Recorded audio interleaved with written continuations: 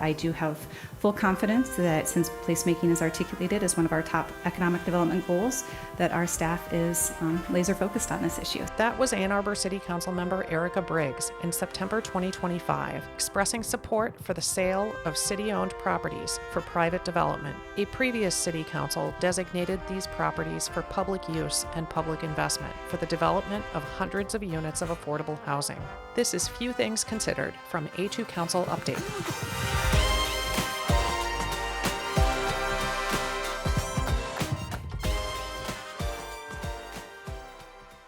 In April 2019, a prior city council designated 10 city-owned properties as potential sites for the development of affordable housing. That resolution explained that providing these building sites would significantly lower the cost of these developments. And it would be good to think through, okay, here's the current zoning, what would we recommend, what could you build there, to give council an idea of what the possibilities are. Every site was assessed in terms of feasibility, total number of units, financing, and the strategy of using market rate units to subsidize affordable units. Council was told that if the city passed a millage and committed other local resources, then all 1,400 units at city-owned sites could be affordable.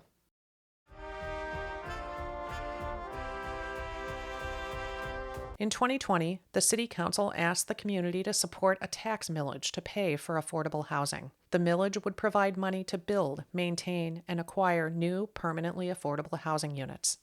I feel it's important for us to double down on our commitments and make sure that we don't substitute current funding to the Affordable Housing Fund with this millage, that this is going to be in addition to what we currently contribute to the Affordable Housing Fund.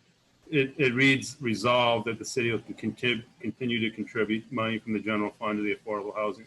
It gives the community better understanding of what we intend to do with this additional money. It's not to replace our current commitments, it's to add to it. In July 2020, city staff answered questions about how the millage money would be spent. A memo explained that city-owned properties were the first priority for development, and that the city could either maintain ownership or transfer ownership to the Housing Commission. That's what led to the discussion about looking at underutilized city-owned properties, because when the public owns the property, you can take as long as you want to pull together multiple funding sources. You don't have holding costs. You don't have to acquire the property and pay taxes and sit on it for a very long time and pay all those different holding costs because the public owns it. In November 2020, voters in the city of Ann Arbor approved the millage. The additional tax revenue would fund the development of new affordable housing in the city. Approval of that millage added a section to the city charter, including the requirement that the new tax revenue would be used for the specific purpose of building, maintaining, and acquiring new affordable housing units. I just wanted to thank the community for coming out this week in record numbers and supporting the millages that were put forth for affordable housing, the sidewalk and the roads and the bridges. It's really gratifying to be serving for a community that trusts us and supports us when we ask the voters for support in a financial way. The property at 350 South 5th is sometimes called the Y Lot. In 2018, the city borrowed $5.2 million to purchase the property. The city financed it with public bonds. Those bonds had a debt service agreement with a 16-year repayment schedule through 2034. Jennifer Hall, director of the city's Housing Commission, has been allocating budget to develop affordable housing on the property at 350 South 5th. And when it comes to actual projects, what I'm recommending is for fiscal year 22 and fiscal year 23, a little over $5 million for 350 South 5th. 350 South 5th is currently expected to be on the City Council agenda in March and April 2022 for PUD and supplemental regulations approval. After Council has approved that process, an RFP will be issued for a co-developer.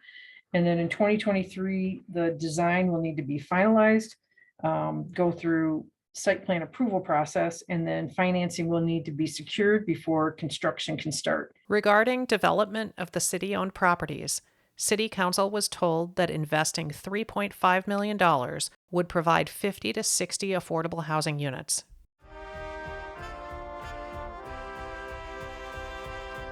In a memo from March 2022, Jennifer Hall explained how 350 South 5th might be zoned to maximize affordable housing units. She estimated that under this zoning, the value of the property would not be enough to cover the bond debt. She proposed an alternative. The Housing Commission could use affordable housing millage funds to acquire the property for the specific amount owed on the bond debt. In May 2022, the city signed an agreement requiring the Downtown Development Authority, or the DDA, to pay 1/3 of the debt service on 350 South 5th, about $380,000 for fiscal years 2023 and 2024. In answer to questions about this arrangement, city staff explained that they had contemplated asking the Housing Commission to contribute to the debt service using affordable housing millage funds. It was determined that this violated the terms of the millage. Affordable housing millage funds could not be used to pay off the debt. In May 2022, Jennifer Hall reported to the County Commission that she was ready to issue a request for proposals to find a developer for 350 South 5th. In August elections, the mayor and his allies won every seat, effectively achieving a unanimous city council. 2 months later, Jennifer Hall reported that an updated appraisal had been ordered for the property at 350 South 5th. In November, the new unanimous city council took office. The property at 350 South 5th was appraised for $6.2 million. This appraised value was $1 million more than the total bond debt for 350 South 5th. In the first budget cycle of a new unanimous city council, the city administrator announced plans to negotiate the sale of city-owned property at 309 South Ashley. This property is sometimes called the Klein Lot. Like 350 South 5th, this parcel had been earmarked for the development of affordable housing. And I would like to see us pursue putting a market rate development on it. Increased costs are already becoming a problem. So our affordable housing millage is not enough. We need to take every opportunity we can get to supplement it. In March 2023, City Council approved the transfer of property for the development of affordable housing. In that transaction, the Housing Commission paid only $1 for city-owned property on East Catherine Street. A staff memo explained that an appraisal was unnecessary and that a sale for fair market value was unnecessary because the property would be used for the public purpose of affordable housing. That same month, Jennifer Hall reported that the city was planning a different kind of transaction for 350 South 5th. The city wanted the Housing Commission to acquire the property with affordable housing millage funds. In July 2023, a city council agenda included the transaction. The Housing Commission would pay $6.2 million for 350 South 5th, the full appraised value, $1 million more than what was required to pay off the bond debt. Of this sum, $5.2 million would come directly from the affordable housing millage. The deal prompted questions. I co-sponsored the millage for affordable housing.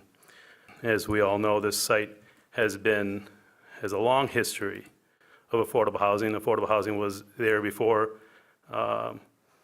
things were torn down and left vacant. So it was alarming for me to see that council had thought of essentially reneging on prior commitments. When the millage was passed, we all knew it was not enough money.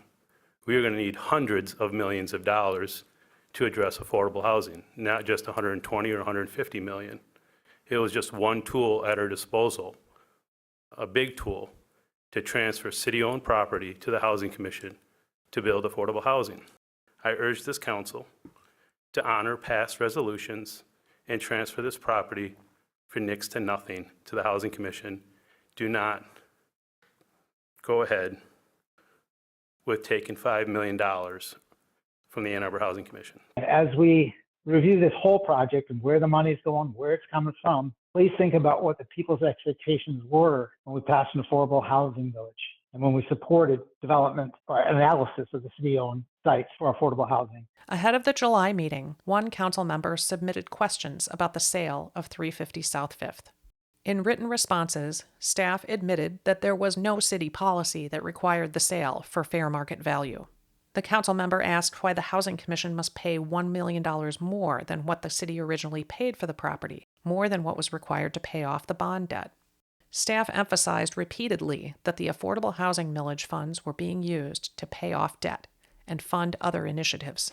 Staff further asserted that the property could not be transferred until the debt was relieved. The transaction was ultimately removed from the July agenda, but in August, council considered it again.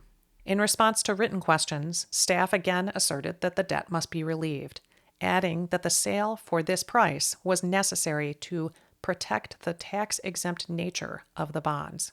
The sale of 350 South Fifth was approved unanimously. In discussion at the table, Councilmember Briggs made this claim. We do have the legal obligation to sell this property at fair market value because of the bonds that were acquired to purchase that property or repurchase that property in 2018 because of the tax-exempt nature of those bonds. So we have the legal obligation to sell the property at fair market. 1 month later, council allocated the $6.2 million it had received from the Housing Commission. $5.1 million was used to pay off the debt on 350 South Fifth. The extra $1 million was directed toward a new election center. On the same agenda, council unanimously approved the purchase of property for a new election center. The cost, $2.8 million. A staff memo explained how some of this money came directly from the Ann Arbor Housing Commission, affordable housing millage revenue that had been transferred just weeks earlier.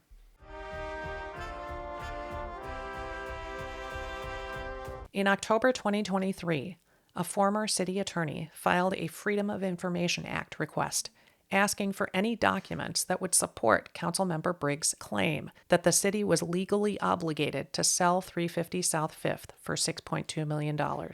When the city failed to produce any relevant documents, he filed a legal complaint. That complaint outlined how the funds had been misappropriated. According to the city charter, revenue from the affordable housing millage can only be used for specific purposes. Those millage dollars can only be spent on building, maintaining, and acquiring new affordable housing units. When City Council approved the transfer of $5.2 million from the Housing Commission into the general fund budget, millions of dollars from the affordable housing millage were explicitly directed to other uses, to pay off debt and buy an election center. That single transaction absorbed virtually an entire year of millage proceeds, using it for purposes other than building, maintaining, and acquiring new affordable housing units. In a court hearing, attorneys for the city claimed that they had no obligation to produce anything that would support the statement made by Councilmember Briggs. They claimed that those materials were protected under attorney-client privilege. From the bench, a judge reviewed 4 city documents and agreed that they were protected as attorney-client communication. The former city attorney responded. Those aren't the only issues. My complaint in this matter asserts that this whole transaction was a violation of the charter and that the communications from the attorneys facilitated this violation of the charter. And you can't, as an attorney, assist a client to engage in illegal activity. Using these funds for purposes other than affordable housing is illegal. Attorneys for the city eventually admitted that the bonds did not include the legal obligation claimed by Councilmember Briggs. It's my understanding that the bond perspective on its face does not provide for the sale of the property at a specific price or fair market value, whatever the case may be. What I think you just said was that the bond prospectus itself doesn't address the saleability of the property. I don't believe so. Okay. But I don't know that. The judge determined that the city's documents were privileged, but did not address the legality of the transaction.